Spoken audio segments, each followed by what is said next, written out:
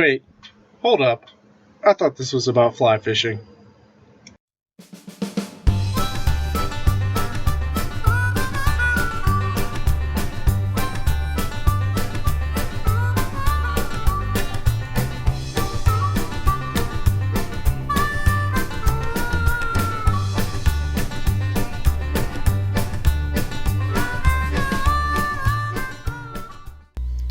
Okay, so today we're going to be talking about what happens when you get a bite on your fly rod.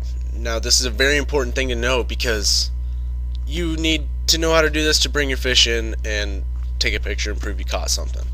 So, as I covered in the video before this in this series about casting and reeling in your line, same concepts apply because it's fly fishing and nothing really changes, tended to. It's your casting motion, and you're stripping line in with your left hand and holding the rod with your right hand, with your right index finger holding the fly line against the rod. That's a very important step. Now you're going to be casting here, or well, I'm casting, and so I've got a pretty heavy fly on, so it kind of looks funky, but everything's good. So you cast it out, and I'm watching the fly line and seeing if it's moving. And so I've got my finger on the fly rod with my right hand, and I can feel every tick on that fly. Now I'm watching the fly line here and waiting for something to make it move. There it is. So what I did was I clenched down with my right index finger on the fly line, and you can see it there. And I'm reeling in with my left hand. I'm hand lining this fish in, and I'm keeping my rod tip up and my arm away from me.